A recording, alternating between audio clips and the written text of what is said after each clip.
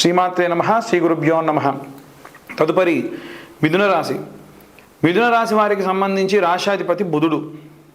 వ్యాపారానికి సంబంధించిన వాళ్ళు చాలామంది ఈ రాశులలో ఉన్నటువంటి వాళ్ళు ఉంటారు. ఒకవేళ ఉద్యోగం చేస్తున్నప్పటికీ ఏవైనా స్టాక్ మార్కెట్స్లో మీరు డబ్బులు పెట్టడం కానీ, సైడ్ బిజినెస్లు అంటే ఏవైనా సరే మీ ఇంట్లో మీ మిసెస్తోని బిజినెస్ పెట్టించడం కానీ ఇలాంటివి చేసి ఉంటారు. అలా ఉద్యోగస్తుల్లో ఎవరైనా సరే మీరు మీ యొక్క భార్య చేత లేదా మీరు ఏదైనా స్టాక్ మార్కెట్లో డబ్బులు కనుక పెట్టి ఉంటే ఎట్టి పరిస్థితుల్లో మార్చి నెలలో ఉన్నటువంటి కాలము చాలా చాలా దారుణమైనటువంటి కాలము. మార్చి ఆఖరి వారం నుండి ప్రారంభమై ఏప్రిల్ ఎండింగ్ వరకు ఉంటుంది. ఈ సమయంలో మీరు కొత్తగా ఏమి కొనకండి, ఉన్న వాటిని తీయకండి. ఏమైనా తీయదలుచుకుంటే ఈ ముందే తీసేయడం మంచిది. అలాగే ఎవరైనా సరే వ్యాపారస్తులు ప్యూర్గా వ్యాపారమే చేస్తున్నాము అంటే మల్టిపుల్గా వ్యాపారాలు చేసేవాళ్ళు ఉంటారు. అన్ని పడవల మీద కాళ్ళు వేయడం వల్ల ఎక్కడో చోట మునిగిపోతారు. ఏ ఒక్క వ్యాపార నష్టం వచ్చినా బాగా నడిచేటువంటి వ్యాపారంలో కూడా ఇబ్బందులే. కాబట్టి మీరు ఏదైనా ఒకదాన్ని నమ్మి వ్యాపారం చేసి సక్సెస్ అయ్యారో దాంట్లోనే ఇంకా బాగా చేయండి. లేకపోతే ఇంకేదైనా సరే మీరు ఏదైనా బ్రాంచీలు పెట్టాలనుకుంటున్నా సరే ఈ షష్టగ్రహ కూటమి రాక మునిపే ఫిబ్రవరి ముందు కాలంలోనే మీరు ఆ పని చేసేయండి. దానివల్ల ఇబ్బంది అనేటువంటిది ఉండదు. విద్యార్థులు గృహిణులకు సానుకూలంగా ఉన్నప్పటికీ వీరి రాశ్యాధిపతి బుధుడు కాబట్టి ఇంట్లో ఉన్న వాళ్ళ వల్ల వచ్చినటువంటి ఇబ్బందుల వల్ల వీళ్ళు ఇబ్బంది పడేటువంటి అవకాశం అధికంగా కనిపిస్తుంది. ఇక ప్రత్యేకంగా ఎవరైతే ఈ రాశిలో ఉన్నటువంటి వాళ్ళు సినీ రాజకీయ రంగాల్లో ఉన్నటువంటి వాళ్ళు, కోర్టు వ్యవహారాల్లో ఉన్నటువంటి వాళ్ళు, ఎవరైనా సరే విడాకుల కోసం ప్రత్యేకంగా ప్రయత్నిస్తున్న వాళ్ళు ఎవరైతే ఉంటారో వీరు చండీ హోమం చేయించుకోవడం చాలా చాలా ఉత్తమం.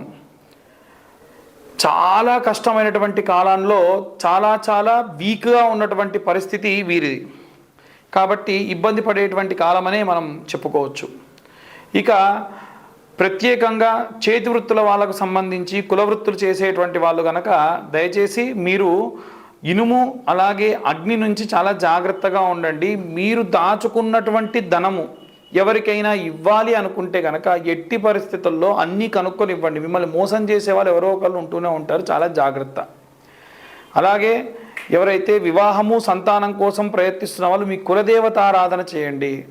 అన్ని వర్గాల వాళ్ళు ఎలాంటి రెమెడీస్ కానీ మంత్రపఠనం కానీ చేయాలి అంటే ఏ మంత్రం చదవాలి, ఎలా ఉండబోతుందో ఇప్పుడు మనం తెలుసుకుందాం. 2025 మార్చి 29వ తారీఖున షష్టగ్రహ కూటం వస్తుంది.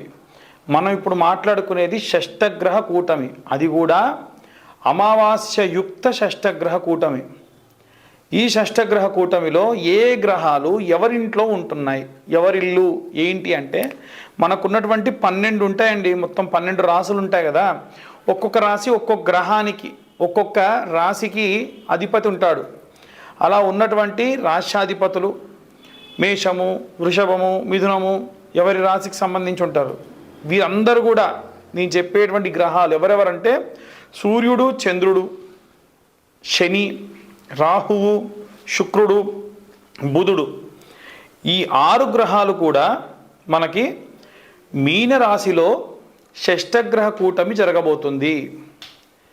ఎవరింట్లో అయితే ఉంటున్నారో అంటే ఇప్పుడు మీనరాశి వాళ్ళకి సంబంధించి అది ఇల్లు అనుకోండి, ఆ ఇంట్లో అందులో ఆయనకు అనుకూలంగా ఉన్నవాళ్ళు అనుకూలంగా లేని వాళ్ళు వచ్చి పెద్ద గొడవ పెట్టేసుకున్నారనుకోండి, ఏమవుతుంది, వచ్చిన వాళ్ళందరికీ కూడా అబ్బో ఇక్కడ పెద్ద గొడవ అవుతుంది అని అనుకుంటారు. అలా ఈ రాశి వాళ్ళందరికీ అన్ని రాశుల వాళ్ళకి ప్రభావం ఉంటుంది దీనివల్ల. ఎందుకు అన్నట్టు ఒక పెద్ద బిల్డింగ్ ఉందండి, ఆ బిల్డింగ్ కూలిపోయింది అనుకోండి, ఆ బిల్డింగ్లో ఉన్న వాళ్ళకే ఇబ్బందా? ఆ బిల్డింగ్ కూలిపోయిన తర్వాతకి వాటి యొక్క ముక్కలు వెళ్ళి ఎవరి ఇంటి మీద పడినా వారికి కూడా ఇబ్బందే కదా. అలా ఈ షష్టగ్రహ కూటం వల్ల ఉన్నటువంటి అన్ని రాశుల్లో ఉన్న వారికి కూడా ఇబ్బందులు ఉన్నాయి. ప్రత్యేకంగా మటుకు నేను చెప్పిన ఈ గ్రహాలకి ఇబ్బంది ఉంటుంది. వీరిలో ముఖ్యంగా విద్యార్థి దశలో ఉన్నటువంటి వారు, గృహిణులు, అలాగే వ్యాపారస్తులు, ఉద్యోగస్తులు, ఇనుము వస్తువులతోని చేతి పనులు చేసేటువంటి వాళ్ళు, అలాగే ఎవరైనా సరే కుల వృత్తులు చేసేటువంటి వాళ్ళు అంటే బట్టలు నేసే వాళ్ళు కానివ్వండి, పొలం పనులకు వెళ్ళే వాళ్ళు కానివ్వండి, చెప్పులు కుట్టే వాళ్ళు కానివ్వండి, నేను చెప్పినటువంటి కుల వృత్తులు ఎవరు వాళ్ళ కుల వృత్తులు చేస్తే ఆఖరికి గేదె పాలు తీసేటువంటి మా యొక్క యాదవ అన్నలు కూడా వారందరితో సహా ప్రతి ఒక్కళ్ళకి కూడా ఇబ్బందులు ఉంటాయి.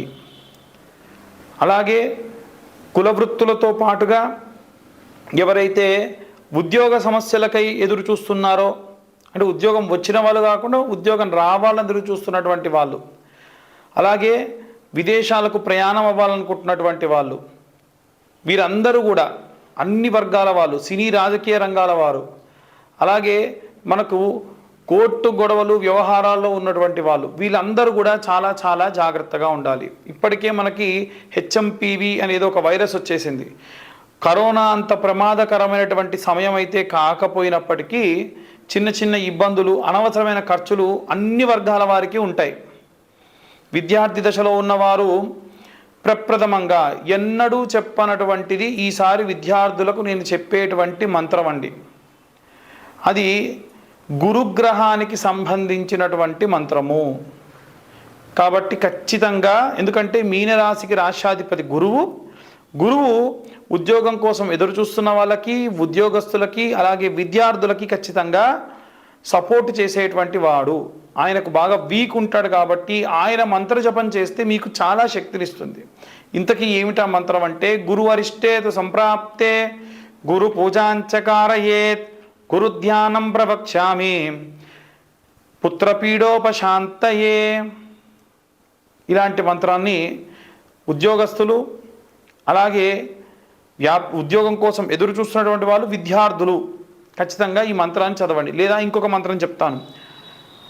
దేవనాంచ ఋషీనాంచ గురుం కాంచన సన్నిభం బుద్ధిమంతం త్రిలోకేశం తం నమామి బృహస్పతిం. రోజు 11 సార్లు నాన్న విద్యార్థులందరూ కూడా. అలాగే మేధా దక్షిణామూర్తయే నమః. ముఖ్యంగా విద్యార్థులు మేధా దక్షిణామూర్తయే నమః, ఓం మేధా దక్షిణామూర్తయే నమః అని చాంటింగ్ చేయండి బాగా. ఇక ఇంట్లో ఉండేటువంటి స్త్రీలు ఎవరైతే ఉంటారో వారు ఇనుప వస్తువులతోని, అగ్నితోని చాలా జాగ్రత్తగా ఉండండి. ఈ మార్చి ప్రారంభమైనప్పటి నుండి ఏప్రిల్, మే వరకు కూడా ఏవైనా సరే ప్రమాదానికి సంబంధించిన వార్తలు న్యూస్ పేపర్లో ఎక్కువగా గమనిస్తారు. అక్కడ పేలుడు జరిగింది, ఇక్కడ ఇనుప వస్తువులతోని ప్రమాదం జరిగింది అనేటువంటివి. ఎవరైనా ఇంట్లో ఉండేటువంటి గృహిణులకు కార్ డ్రైవింగ్ వస్తే కూడా చాలా జాగ్రత్తగా కార్ డ్రైవింగ్ చేయండి అమ్మా. ఎందుకంటే ఆ రకమైనటువంటి ఇబ్బంది వచ్చేటువంటి అవకాశం ఉంది. మీరు ఎల్లప్పుడూ కూడా అమ్మవారికి సంబంధించినటువంటి మంత్రాన్ని చదవాలి అని చెప్తాను కదా. మీరు ఈసారి మాత్రము లక్ష్మీనారసింహస్వామికి సంబంధించిన మంత్రం చదవండి. ఆడవాళ్ళు, ముఖ్యంగా ఇంట్లో ఉన్న గృహిణులు. ఏంటా మంత్రం అంటే, బహిష్టైన సమయంలో చేయకూడదు. ఉద్యోగానికి వెళ్ళే స్త్రీలు కానీ, ఇంట్లో ఉండే గృహిణులు కానీ ఈ మంత్రం చదవండి. ఏమిటంటే, ఓం వజ్రధంష్టాయ విద్మహే తీష్టతంకృష్టాయ ధీమహి తన్నో నారసింహ ప్రచోదయాత్ అనే ఈ మంత్రాన్ని చదవండి. దీనివల్ల లక్ష్మీనారసింహస్వామి యొక్క సంపూర్ణ కృప కలుగుతుంది. అలాగే ఎవరైతే ఉద్యోగం కోసం చూస్తున్న వాళ్ళు, ఉద్యోగంలో చేరిన వాళ్ళు ఎవరైతే ఉంటారో మీరు చెప్పినటువంటి బృహస్పతి మంత్రమే చదవండి. దేవనాంచ ఋషీనాంచ గురుంకాంచన సన్నిభం బుద్ధిమంతం త్రిలోకేశం తం నమామి బృహస్పతిం. మరొకసారి చెప్తున్నాను. దేవనాంచ ఋషీనాంచ గురుంకాంచన సన్నిభం బుద్ధిమంతం త్రిలోకేశం తం నమామి బృహస్పతిం అనేటువంటి మంత్రాన్ని చదవండి. దీనివల్ల మీకు విపరీతమైనటువంటి శక్తి లభిస్తుంది. ఉద్యోగంలో మంచి పురోగతులు లభిస్తాయి. ఆటంకాలు ఖచ్చితంగా చెబుతున్నామండి. మార్చి 15 నుండి ఏప్రిల్ 15 వరకు కూడా ఎన్నో రకాల ఆటంకాలు ఉంటాయి. అన్నిటినీ కూడా అవరోధాలని మీరు దాటుకొని వెళ్ళిపోతారు. ఇక ఎవరైతే చేతి వృత్తుల వాళ్ళు, ఇనుప వస్తువులతో పనిచేసేటువంటి వాళ్ళు, కుల వృత్తులు చేసేవాళ్ళు, శని చాలీసా ఉంటుంది. శని చాలీసా చదువుకోండి. శని చాలీసా యూట్యూబ్లో పెడితే కూడా వస్తుంది, వినండి. అలాగే శనికి సంబంధించిన నీలాంజన సమాభాసం రవిపుత్ర మిమాగ్రజం ఛాయా మార్తాండ సంభూతం తం నమామి శనేచ్చరం. చాలామంది శనీశ్వరం అని చదువుతున్నారు, అది శనేచ్చరం అని చదవండి. దీనివల్ల కూడా మీ యొక్క కుల వృత్తులకు ఎటువంటి ఆటంకం రాకుండా శని అడ్డుగా నిలబడతాడు. శని కర్మఫలదాత, మీరు చేసే ప్రతి మంచి పనికి కూడా కాపాడతాడు. ఇంకా ఎవరైతే విదేశాలకు వెళ్ళాలనుకుంటూ ఉన్నారో, దూర ప్రయాణాలు చేసే వాళ్లకు కావాల్సిన రక్ష ఎవరంటే కులదేవత రక్ష. కాబట్టి మీ ఇంట్లో ఉప్పలమ్మ ఉంది, ఎల్లమ్మ ఉంది, లేదా మీ ఇష్టదేవత ఉంది, వారి దేవాలయానికి వెళ్ళి వారి దేవాలయం గురువారం నాడు వెళ్ళాలి, మంగళవారం నాడు వెళ్ళాలనుకోండి, వెళ్తూనే ఉండండి. అలాగే ఎవరైతే కోర్టు వ్యవహారాల్లో చిక్కుకొని ఇబ్బంది పడి ఉన్నారో వాళ్ళందరూ కూడా ఓం క్లీంకార్యై నమః, ఓం క్లీంకార్యై నమః అన్న మంత్రాన్ని చదవండి.